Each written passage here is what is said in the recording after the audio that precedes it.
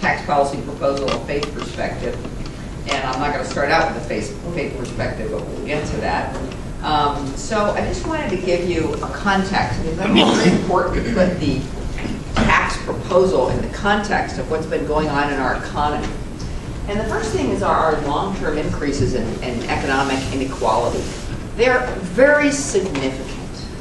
Okay, they started in the 1970s, late 70s, and it's been proceeding ever since. And we argued about it as economists, and into the 90s, the early 90s. So by the time we got into the mid-90s, there was no question in any economist's mind that we were seeing very significant long-term trend of increases in economic inequality. And frankly, a lot of it did start with the tax reforms of the 1980s. And if so, I mean, I think many of us, if not all of us, were alive in the 1950s when the top marginal tax rate was over 90, I think even over 95%, but certainly over 90%. So there was and that was in the Eisenhower years, okay? So this was not a liberal thing. It was the idea that, you know, people only really need so much, and especially if we understand the marginal tax structure, right? That everybody gets their first, whatever, $20,000 or $20,000 of tax, of income, for tax-free. We all do, whether you're a billionaire or someone struggling on a minimum wage job. And as you go up the marginal tax rates, it's only that next increment of income that gets taxed at the higher rate. I think that gets lost a lot. People go, oh, you know, people have all this money, they're paying these, you know, 36.9% tax. No, they're only paying 36.9% or on income that's over, you know, $500,000. And so that is a very different situation. So I think that's something that if you have an opportunity to educate your friends and your relatives, if you just start by explaining what a marginal tax rate is, that's a big one. So the other point I want to make is a relationship between income and wealth. So we talk about somebody being rich. Are we talking about a high income or somebody's poor? Is it a low income? Or are we talking about how much wealth they have, right? So for accountants, there's a difference between an income statement, profit and loss statement, and a balance sheet, which is a statement of your assets, right? So if you look at your paycheck, you know, or your pension check, or that's your income, because that's the flow that's coming in. If you look at the balances in your investment accounts and your bank accounts, that is your stock of accumulated income, right? So when we look at inequality, we find that wealth, not surprisingly, accumulated income over a long time is so much more unequal than income that it isn't, you know, it's almost not even absorbable. And that's why I've got this second bullet. This is sort of like you know, Bill Gates, Microsoft, Warren Buffett, the investor, and Jeff Bezos, CEO of Amazon, now own, this is a wealth question, right? As much wealth, it's about $250 billion, as the bottom half of the US population. So we got three guys who own as much of the assets of our country as half of our population. Now that is how unequal wealth has become. And we could look at the top 1% and owning over 90% and on and on and on, okay? And then the second point is just, you know, okay, so we look at income. So we know that wealth gets accumulated because of two things. One is, you know, accumulated income that you've earned, and the other is through inheritance, right? So throughout time, and there's been, had been until recently, a consensus that estates should be taxed. And the reason there is that, gee, you know, what do you really want here? Do you really want to end up with three people owning America?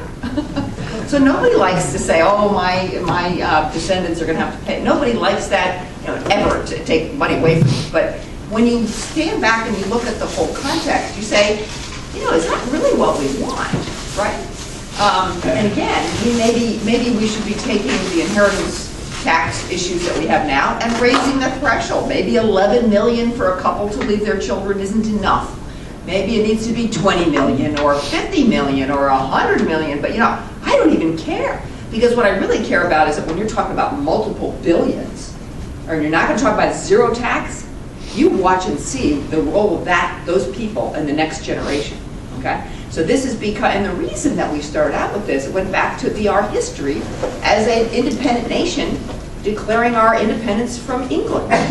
We didn't want another monarchy. We didn't want inherited rulers, okay, to own the country. And so that is the context. People like the death tax, you know, they have all these names for it.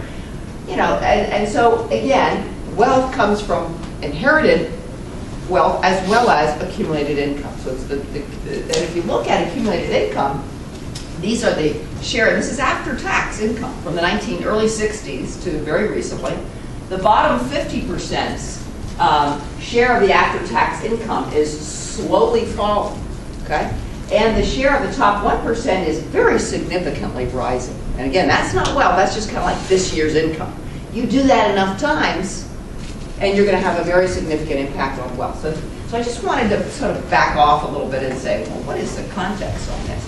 The other thing that I think is interesting is the notion that, and this is just something I probably should write on, because I never hear anybody talking about this, the notion of who are the job creators? So you know, why it creates jobs, that's why we have to. That's a good point. Because it's great jobs. Well, when I get income, and I go get a haircut, or jump in an Uber, or you know, whatever, I mean, aren't I creating jobs too? So I just conceptually, as an economist, don't understand why some people who, you know, make expenditures are considered to be job creators and others are not. I mean, just as an economist, I just don't think there's any difference, right? I don't think there's any difference. And I think actually, in the modern economy, where there's so few jobs in each $1 million of investment, I think you can make a pretty good argument that it's actually that consumers create a whole lot more jobs than businesses do, because there's just not that many jobs being created in any industry you want to choose.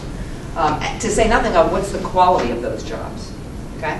When they're a minimum wage and they have no benefits, and et cetera, you know, I don't know that it's that great of a gift that we're getting. So this is just a little bit of just my perspective on kind of backing away from the whole tax policy. So now we'll get into more specifics.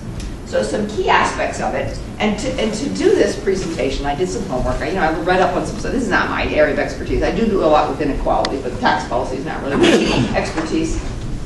But I called my sister, who is a tax CPA, who's been following all of this very closely for some time. And I also talked to her on several occasions for quite a while. I also called my father-in-law, who turned 100 this summer. Wow. And he's an extraordinary man. He still does boxing, works out 3 times a week, and has been written up now in all the Richmond newspapers, Richmond, Virginia, since he turned 100. He's a World War II vet and lifetime Republican, and you know, an economist. He's a retired economist from the Small Business Administration. So he's all about small business, et cetera, right? So I sent him some of the articles I was looking at, and he read up. He reads the papers every day, and is very, very well informed, and still drives and all that great stuff. And so he and I and my sister and I all talked, and I was extraordinarily, maybe I shouldn't have been surprised, but I was struck by how little, I mean, everybody agreed on what the issues were with the tax reform policy. And so one of the things that he said was kind of in our context, he's like, yeah, rich people should pay more. Yep, they should. That's how we fund our government. That's the way it should be. And this narrative that we're developing, where somehow that's wrong and that's unfair, is just not relevant. And I'll tell you some more about corporate income tax in a minute. But the number one thing that we all cited was the deficit. What is this going to do to the deficit and then the debt? Because remember, we talked about stocks and flows. The deficit is the annual increase in the debt, and the debt is the accumulation of it. I think we're now at a federal debt which is 90% or something of our GDP, you know, ratio-wise, you know. So it's significant. And a lot of economists will say, well, you know, it doesn't have as much impact as you think, and then there is a lot of belief that it contributes actually to our very low interest rates that we have now, and to our low inflation, and even if it would be allowed to grow unchecked, it would maybe cause deflation, which is actually the worst thing in the world, and an economist never wants to see is deflation. If you remember that during World War II. And other really, the Depression is what I meant, and other really serious periods in economic decline. So 1.5 trillion is the limit that the budget process has set. I think the latest Congressional Budget Office estimate on this was 1.7 billion. So it would mean they would have to make further cuts to what they have there.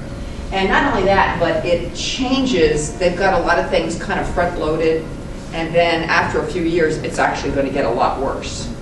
But they don't put those numbers in, right? But anyway, 1.5 trillion. And what they'll say is that that's largely going to be offset by all of this growth that's going to happen from this tax policy.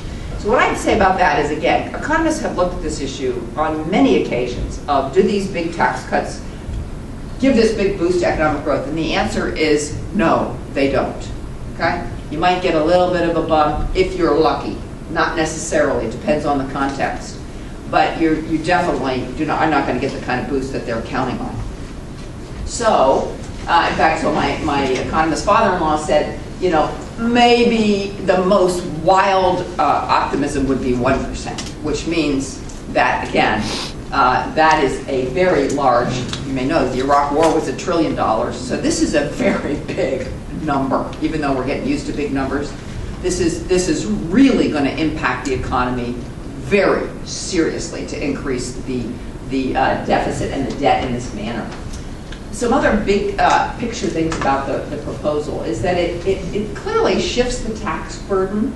You know, proportionally speaking, it cuts tax rates on corporations, including something we'll describe, you call them the S-Corp, an S-Corporation, and wealthy individuals. It continues our long-term trend of increasingly relying on payroll taxes. This is our, you know, our FICA and Medicare and, you know, unemployment insurance, the things that all people pay out of their paycheck, no matter how poor they are. So this is absolutely recognized within the economics profession as a regressive tax. Regressive tax